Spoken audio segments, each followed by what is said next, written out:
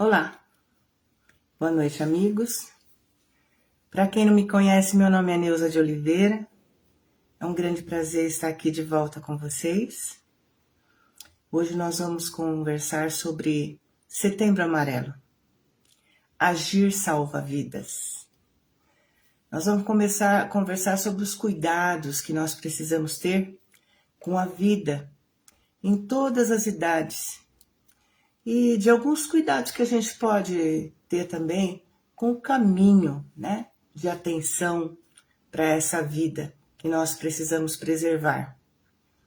Nós falaríamos sobre saúde mental, sobre espiritualidade, prevenção ao suicídio e sobre alguns instrumentos de vida em todas as fases da existência humana. Vamos conversar e começar fazendo uma prece, né?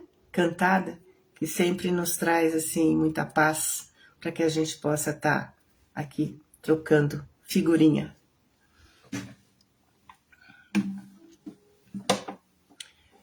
De Tim e Vanessa, aos pés do monte.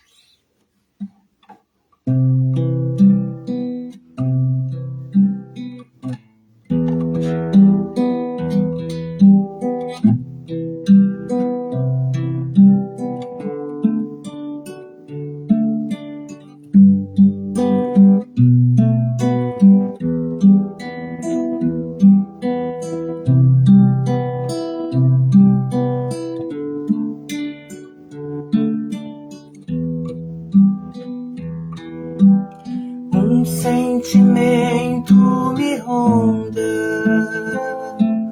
não sei dizer, tudo é novo pra mim. Meu coração se renova, sinto a esperança invadir o meu ser. Quero ser manso, ser limpo, ser justo e pobre de espírito ser.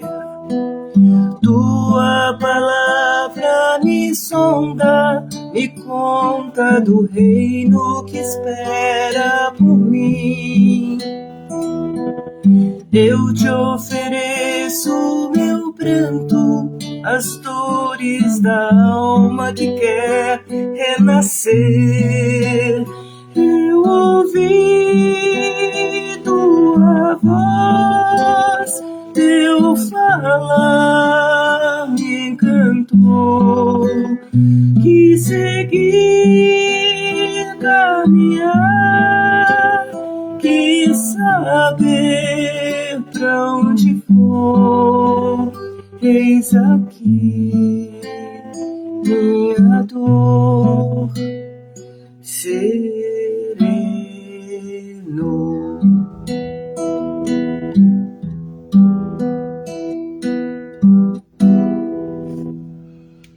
Que a nossa dor possa sempre ser serenada.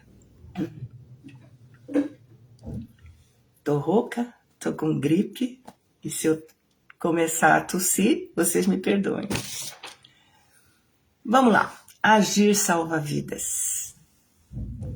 O que nos conecta em qualquer idade é a necessidade de sermos ouvidos, compreendidos e de encontrarmos formas saudáveis de expressarmos aquilo que sentimos.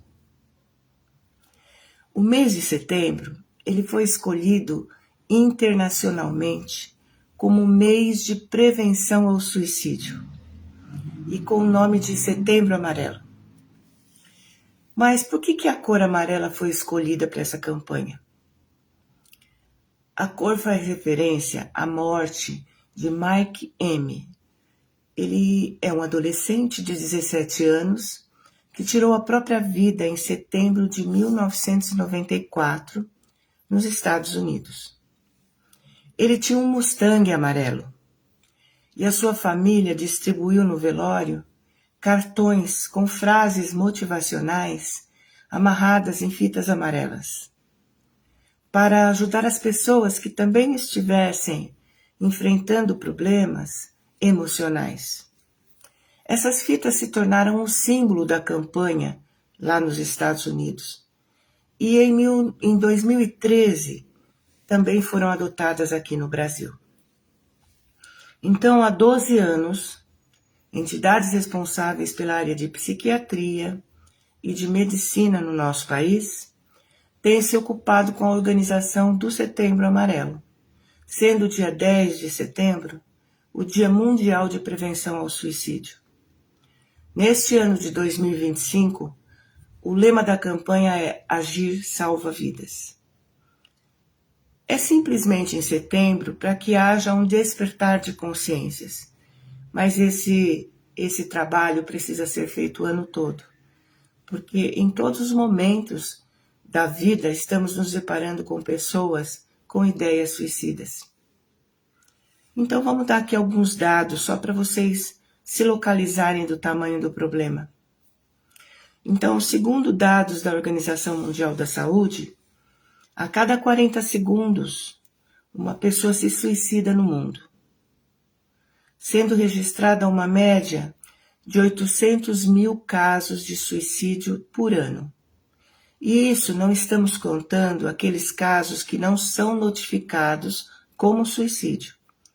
Então, se nós formos pegar também esses casos não notificados, nós vamos chegar a um total de 1 milhão de pessoas tirando suas vidas por ano no mundo.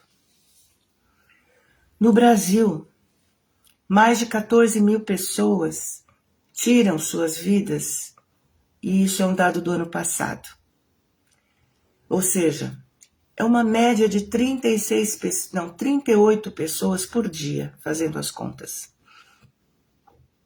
O lema da campanha, neste ano 2025, nos leva a refletir sobre a necessidade de ação conjunta de todos, com foco na escuta, no acolhimento e na rede de apoio para esses irmãos fragilizados.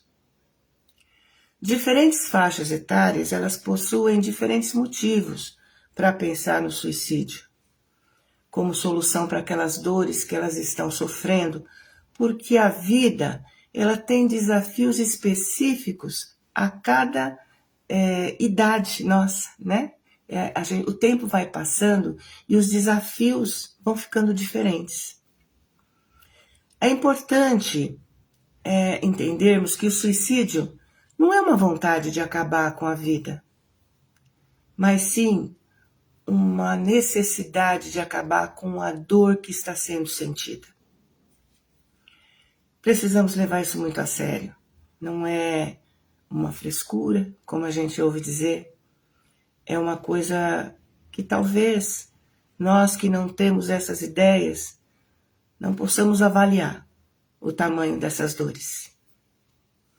Então vamos falar da infância. Infância, mas tem crianças? Sim. Está aumentando no mundo o número de crianças praticando suicídio. Herculano Pires, ele nos diz que cada ser traz consigo, para cada existência, os resultados do seu desenvolvimento anterior. Em existências passadas, percebe? Que a gente vem trazendo a nossa vida de outras existências e acabamos aqui nessa encarnação. Então ele diz que esses resultados, eles se encontram em estado latente no inconsciente das pessoas, mas desde os primeiros anos de vida começam a revelar-se nas suas tendências e no conjunto de manifestações do seu temperamento. Cabe aos pais e educadores observar esses sinais e orientar o seu ajustamento às condições atuais. Porque a gente diz que toda criança é adolescente, mas nem toda criança é igual umas às outras. E nós, os pais, conseguimos perceber isso. Então, a criança, ela tem dificuldade de verbalizar sentimentos. Por quê? Porque o vocabulário dela ainda é deficiente em função da idade. E a falta de vivência dela também. faz com que essa criança ela não consiga entender e externar aquilo que ela está sentindo. Situações de bullying, seja na escola ou na família, porque a gente fala de bullying na escola, mas existe o bullying familiar também, né? O isolamento social ou familiar, o abuso e a violência doméstica, a falta de atenção ou o excesso de atenção, que sufoca todas as vontades infantis. E até mesmo o medo de decepcionar aqueles que colocam tantas expectativas sobre ela. São os fatores mais determinantes para que essa criança, num ato de irresponsabilidade mental, cometa o suicídio. Pesquisas nos dão conta de que crianças de 7 a 10 anos têm cometido ou tentado esse ato extremo. Isso não é difícil de entender. A dificuldade de verbalizar sentimentos, pela falta do desenvolvimento cerebral, porque está em desenvolvimento, ainda em crescimento. A pouca experiência de vida, a falta de palavras que possam exprimir aquilo que ela está sentindo, as suas dores, fazem com que a criança não pense em nada, senão na necessidade de se livrar daquela situação dolorosa. O medo das consequências ainda não está instalado na consciência infantil. Ela faz, somente. Existem subsídios para que a gente possa prevenir esses pensamentos destrutivos. E a gente acredita que o maior deles é apresentar Deus às crianças. Não um Deus punitivo. Não faça isso, que é pecado, você vai para o inferno. Esse Deus não existe, gente. Esse Deus é brincadeira de criança, né? Precisamos apresentar às crianças um Deus amoroso, um Deus misericordioso, com o qual elas possam dividir os seus sentimentos, elas possam conversar, elas possam falar sobre as suas dores mais profundas. Nós estamos vivendo tempos de liberdade, de vontade e expressão. E isso é muito bom, porque determina que a humanidade está crescendo em consciência. Porém, nós estamos vivendo um equívoco quanto ao tamanho desse livre-arbítrio, inclusive com relação às nossas crianças. Hoje já não basta determinar para as crianças para elas que a liberdade delas vai até onde começa a liberdade do outro. Perfeito, mas não é só isso. Os espíritos que estão nascendo trazem uma consciência de liberdade, de autonomia, diferente da que nós tínhamos, nós mais velhos tínhamos na nossa infância. Então eles deduzem que se suas decisões não atingirem o outro, eles podem fazer o que eles quiserem. Vamos pensar com lógica. A criança não é livre para escolher se ela vai estudar ou não. Ela não é livre para decidir sobre se ela vai se alimentar ou não. A sua necessidade de higiene pessoal também não é uma liberdade que ela tem. E tantas outras decisões que pertencem ao adulto responsável em prol do bem-estar da criança. Qual é o motivo, então, para que a gente deixe a presença de Deus se estabelecer na consciência dos pequenos só quando eles forem adultos? Talvez isso não seja possível, porque a semente não foi plantada no momento certo, transformando jovens e adultos em pessoas profundamente materialistas, que não entendem a necessidade e a importância das coisas espirituais. E aqui nós não estamos falando de espiritismo, nós estamos falando de religiosidade, nós estamos falando de Deus, que é um só para todas as religiões. Porque todas as expressões religiosas são boas, desde que elas ajudem a transformar os seres em homens e mulheres de bem. Emmanuel, no livro O Consolador, ele nos alerta que a melhor escola ainda é o lar, onde a criatura deve receber as bases do sentimento e do caráter. Os estabelecimentos de ensino do mundo podem instruir, mas só o Instituto da Família pode educar. É por essa razão que a universidade poderá fazer o cidadão, mas somente o lar pode edificar o homem. Emmanuel. Outros subsídios importantes no desenvolvimento infantil são as artes e são os esportes. Qualquer tipo de expressão artística ou esportiva que traga socialização, interesse em objetivos comuns, bem-estar, alegria, sensação de pertencimento, né? Pertence a um grupo, aliados ao convívio familiar, da escuta e do entendimento, são fatores imprescindíveis à saúde mental da criança. Agora vamos subir o sarrafo. Vamos falar de adolescência e juventude.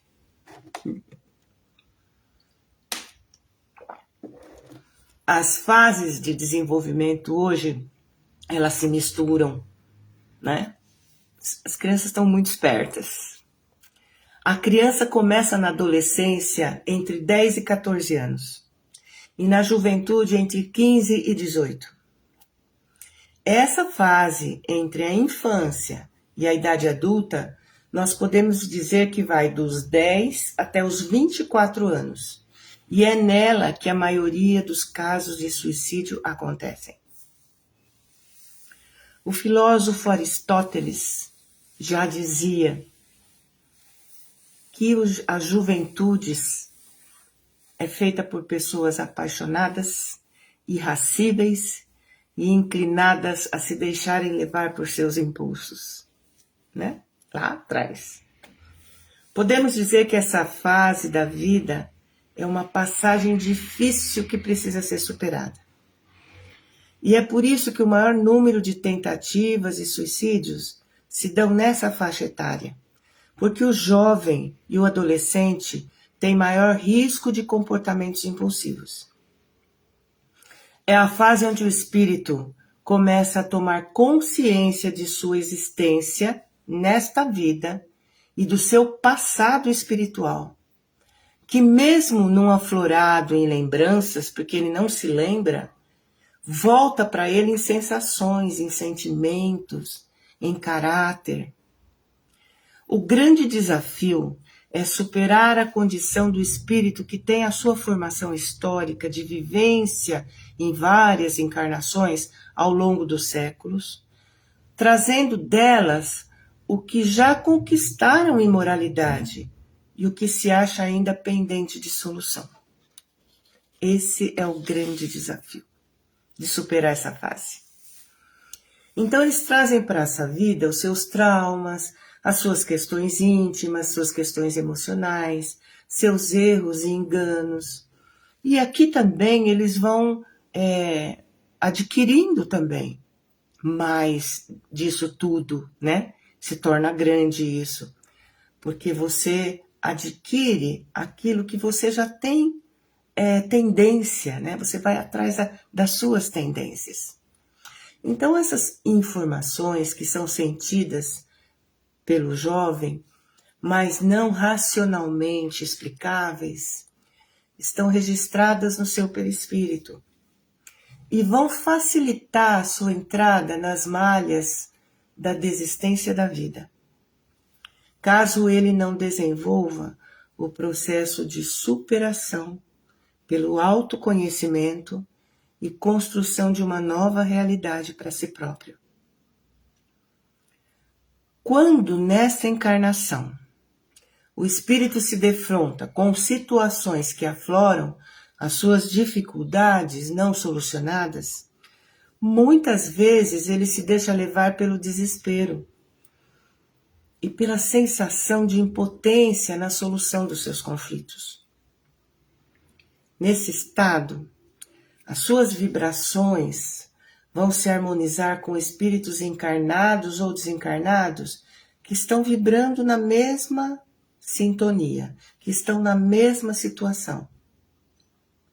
E até mesmo espíritos desafetos que vão se aproveitar dessa situação para cobrar dele débitos antigos, coisas que não foram resolvidas, instalando-se assim processos obsessivos que podem induzir a ideação suicida. Muitas vezes nós confundimos esses processos obsessivos com problemas mentais. Então é muito importante a atuação espiritual, física e médica. Então, quando esse jovem está nessa situação, a dor da alma dele se torna tão intensa que muitos deles se cortam, né? Cortam os braços, para que a dor física seja maior que a dor da alma. Então veja, quando você vê essas situações, não pense que é vontade de chamar atenção. É necessidade de suprimir a dor da alma. Atravessar as tempestades pode nos tornar muito mais fortes, mais lúcidos e mais felizes. Mas isso depende da nossa capacidade de desenvolvermos a fé na nossa própria capacidade de superação e em algumas forças espirituais maiores que nós mesmos, que possam nos ajudar nessas tormentas. E aí entra Deus. Né? Com certeza que havendo rede de apoio aqui, nossa, fica muito mais fácil essa travessia da tempestade para a calmaria. Para superar essas dificuldades do espírito ainda há o confronto das pressões sociais, exigindo posicionamentos com relação a trabalho, a estudo. Você já está com quantos anos? O que é que você quer ser? Você precisa procurar emprego. E o jovem às vezes não está pronto para isso, né? Então, essas pressões exigem esses posicionamentos. As redes sociais que expõem uma felicidade fictícia, repleta de julgamentos, de críticas destrutivas. A constante busca por identidade, o jovem está sempre buscando um pertencimento. Muitas vezes levam o jovem às drogas, todas essas situações, ao álcool, a comportamentos inadequados, na busca de aprovação dos seus pares, além dos conflitos familiares, né? Que esse nem se fala, então é muito difícil o confronto das gerações. Então, algumas vezes, na ânsia de proporcionar o que há de melhor em termos de felicidade a seus filhos, algumas famílias se esquecem de que a imposição de limites é uma necessidade intrínseca da alma em desenvolvimento. O que o não, muitas vezes, será por amor. E esse amor é o que vai ajudar o filho a enfrentar o mundo lá fora, entendendo que o lar é o refúgio para todas as dores do mundo. O não bem explicado, bem argumentado, bem conduzido, pode fazer muito mais por um jovem do que um sim só para agradar. Ainda nessa fase, as artes e os esportes são complementos importantes no conhecimento de si próprios, trazendo prazer pela vida, pertencimento social e troca de sentimento entre as pessoas. Dedicação à música, à dança, ao grafite, ao audiovisual, ajudam a expressar angústias, sentimentos e cria pertencimentos. Os esportes, além de fazer bem para o corpo e a mente, facilitam a socialização, ajudam na disciplina, aumentam a autoconfiança, melhoram a concentração, ensinam a exercer a liderança e a lidar com a competitividade de forma positiva. Isso é o aprender com a vitória e com a derrota. Vamos cantar? Vamos tentar.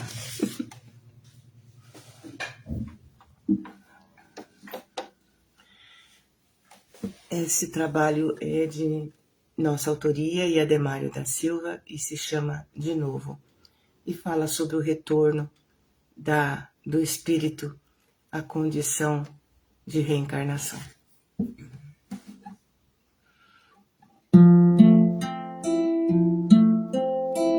De novo.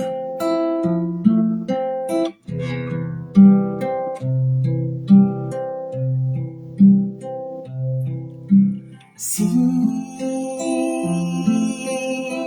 chegou nas asas do tempo, vindo de tempos antigos, reposto em braços amigos, de tempos idos de outrora, veio rasgando distâncias, sedimentando inconstâncias, e assim como quem tem pressa, deixa a bagagem pra trás.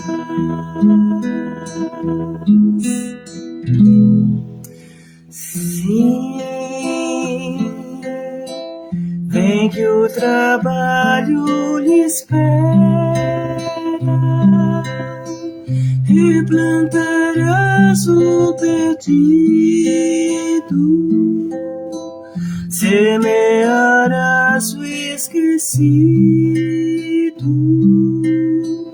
no campo da consciência, retoma líder a labuta, repisa o chão desta rua, como quem sabe onde vai. Não se espanta que a vida é sua. Troca de verso e destino, se reveste de menino, recomeçando o caminho, vai replantar sentimentos, busca o sentido que trazes no coração, na cabeça, refaz sorrir, retoma, e brilha assim cante vai.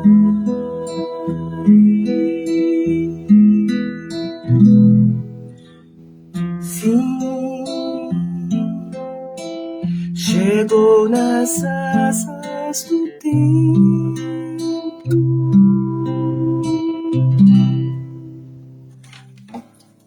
Muito bem. Boas-vindas para todos nós que estamos aqui. Agora vamos falar de adultos. Muitas são as causas que podem levar a pessoa adulta à prática desse ato extremo. Síndromes de pânico, estados de depressão, situações tão comuns em nossos tempos, mergulhados como nunca em situações violentas. Além de pressões financeiras, estresse no trabalho, dificuldade de lidar com as responsabilidades familiares, ditadas por uma vida muito materializada, onde o ter possuem um valor muito superior ao ser. Existem tantos motivos que levam uma pessoa ao suicídio que a gente ficaria aqui por horas descrevendo esses motivos, lembrando sempre que cada espírito é único e traz dentro de si suas conquistas, suas dificuldades, e milhões buscam essa alternativa extrema para não enfrentarem a dor e o sofrimento, o vazio existencial e a sensação de abandono. Nem sempre o suicídio é um ato pensado. Almas fragilizadas tomam atitudes extremas sem pensar nas suas consequências. As facilidades das redes sociais têm trazido infinitas situações de ofensas, constrangimentos, ameaças, golpes. Essas facilidades tecnológicas são muito importantes nos dias atuais, no auxílio do nosso dia a dia. Mas elas também são responsáveis pelo afastamento social de famílias e amigos, tornando cada vez mais frágil a situação de almas sensíveis, que por desconhecimento das verdades espirituais, acreditam que a morte pode apagar suas consciências, extinguir os seus problemas. Muitas vezes a pessoa está sofrendo com um distúrbio, com uma extrema pressão e não possui habilidades de enfrentamento disso. Precisando então de uma estrutura de apoio, que externe amor, que externe compromisso, para ajudá-la a superar esse momento delicado. Buscando inclusive o apoio profissional, especializado, com certeza, que aliado ao apoio espiritual de familiares, de amigos, vai restabelecer o equilíbrio necessário. Idosos, nós. A idade na natureza, ela traz a possibilidade de tornar o ser mais lúcido, já que o tempo ensina e todas as fases da vida acabam num grande resumo: a velhice. Mas a velhice também pode guardar todas as lembranças, os erros e acertos, as mágoas não resolvidas, os perdões que não foram dados ou recebidos, as expectativas frustradas. Isso depende de cada um. O que é que você vai usar na sua velhice? O que te entristece ou o que você aprendeu? É uma fase de lutos, de solidões, de doenças crônicas, sensação de inutilidade para aqueles que não conseguiram se preparar para observar o mundo, Porque chega um momento que você não é mais tão participante, mas você pode ser muito observador. E isso te traz uma capacidade de devolver para o mundo tantas coisas boas, A correria da vida moderna deixa pouco espaço social para o idoso, para que ele fale sobre o seu sofrimento psíquico, e muitos se sentem inadequados ao mundo e às pessoas que fazem parte das suas relações. Porque o mundo anda muito rápido para o idoso, Preocupados com essa situação, organismos sociais têm oferecido espaços de convivência para idosos, podendo fazer novas amizades, dançar, cantar, estudar, se exercitar, onde a alegria de estar vivo traz de volta a luz de esperanças renovadas. Aqui na minha cidade, em Praia Grande, nós temos um grande número de lugares que os idosos podem frequentar e se sentirem vivos e felizes.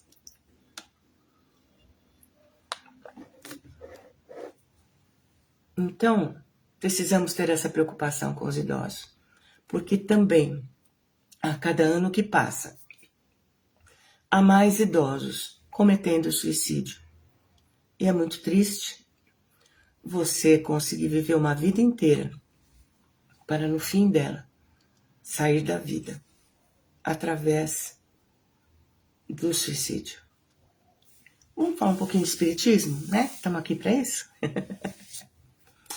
No livro A Gênese, capítulo 1, Allan Kardec, o codificador da doutrina, ele escreve o seguinte: ainda que o espiritismo apenas servisse para libertar o ser humano da dúvida acerca da vida futura, haveria feito mais pelo seu aperfeiçoamento moral que todas as leis disciplinares, que algumas vezes os refreiam, mas não os modificam. Um momento. Desculpa, gente. O que Kardec quis dizer com isso? Que as leis humanas podem refrear a índole de uma pessoa, mas não modificam, muitas vezes, na maioria das vezes. O Espiritismo te traz a informação da vida futura. E isso sim, pode te refrear, porque você sabe que é responsável por tudo aquilo que você está fazendo e terá uma colheita. Bom, então entender que a vida não se acaba com a morte, ela nos faz entender que as aflições que nos atingem precisam ser resolvidas aqui, nessa encarnação. E que a fuga não existe, porque nós seremos os mesmos do outro lado da vida. E a decisão de fugir do que nos atormenta apenas vai ser acrescida de responsabilidade pela desistência da oportunidade da vida.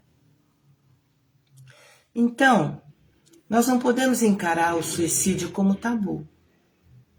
O suicídio é uma realidade. E como tal, ela precisa ser levada a sério, com respeito, com foco nas soluções. A eliminação do estigma começa com a compreensão do motivo pelo qual o suicídio ocorre. E assim como nós cuidamos da nossa saúde física, entendemos que a nossa saúde mental e a nossa saúde espiritual também precisam ser cuidadas. Muitas vezes a pessoa está sofrendo de um distúrbio ou de uma extrema pressão e ela não possui habilidades de enfrentamento. Ela precisa então de uma estrutura de apoio que externe amor, que externe compromisso para ajudá-la a superar esse momento delicado. Buscando esse equilíbrio, buscando o profissionalismo, buscando a família, buscando a espiritualidade. É claro que nós não podemos obrigar o outro a seguir os nossos conselhos, mas abraçar e oferecer ajuda é possível e traz muito efeito positivo. É importante a gente conversar sobre esse assunto com os nossos amigos, com os nossos pais, com os nossos filhos, sempre buscando a orientação necessária ao acesso e à informação. Algumas pessoas costumam mostrar sinais de alerta às pessoas que são mais próximas a elas. Mas esses sinais tendem a ser muito sutis e, em alguns casos, sequer são demonstrados conscientemente. Quando nós ouvimos o mito de que os suicídios acontecem de repente, nós sabemos que é porque quem estava ao redor não conseguiu perceber a vulnerabilidade emocional daquela pessoa. Né? Na maioria das vezes, as pessoas que pensam em suicídio, elas não conversam sobre isso conscientemente, nem com seus familiares, nem com seus amigos. Primeiro, para não preocupá-los, e segundo, para não serem julgados. Porque quando se sentem seguras de falar com alguém sobre os seus pensamentos e se sentem ouvidas e compreendidas, elas ficam mais esperançosas e menos inseguras. Os seus sentimentos serão postos para fora e elas saberão que alguém se importa com elas. Assim, este mito de que falar sobre o suicídio é perigoso converte-se, na verdade, num problema que poderia ser solucionado com diálogo e com apoio emocional. Percebe? Definitivamente, ninguém toma a decisão de tirar a própria vida simplesmente por escolher o caminho mais fácil. E sim, para sanar o sofrimento intenso que ela está tendo naquele momento. Essas pessoas sofrem de forma tão profunda que se sentem impotentes e sem esperança. E o que elas precisam é de acolhimento, é de compreensão. Quando lidamos com alguém com tendência suicida, seja você um familiar, um amigo, a primeira coisa que você precisa fazer é se comprometer a ouvir. Ouvir tudo o que aquela pessoa está sentindo. Além de mostrar que você está disposto a ajudar a encontrar novos caminhos para que essa pessoa possa percorrer. Muitas vezes, apenas nos expondo a escutar e deixar o outro falar, esses pensamentos começam a perder força e se dissipam. Quando pensamentos de fuga nos envolver, nós precisamos buscar ajuda necessária, aliada ao encontro íntimo da nossa fé, seja essa fé qual for. Epiteto é um filósofo estoico bem antigo, né? E ele dizia o seguinte: o que importa não é o que acontece, mas como você reage. Não é mesmo? Porque a nossa reação, às vezes, no dia seguinte, você pensa naquilo e pensa, por que eu reagi desse jeito? Por que eu me desesperei? O tempo é senhor de todas as soluções. No livro Aviluz, pelo espírito Shaolin, em lição a Filipe, sobre a arte de ajudar, Jesus nos diz o seguinte: a nossa obra na Terra consiste nisso, ajudar sem exceção, compreender sem exigências e amar na extensão universal da vida. Todos vós tendes sido ajudados por meios inesperados, sem entender puramente o sistema empregado na ajuda. Isso é Deus, falando pelos seus inesgotáveis recursos àqueles que estão preparados para ouvi-lo. Ele fala conosco pelas pedras que achais sem vida, pelas árvores que não dispõem de boca nem de mente pensante, ou pelos animais que não foram agraciados pela razão. Quantos de vós não ouvistes lições maravilhosas por lábios a que não davam nenhum valor? Pois é Deus, mostrando que está em todos e em tudo, olhando-nos e ajudando-nos constantemente. Façamos o mesmo e tornemo-nos dignos de sermos filhos da verdade, compreendendo os meios de ajudar e de como servir melhor. Que Deus nos abençoe. Vamos orar. De Kleber Lucas. Deus cuida de mim.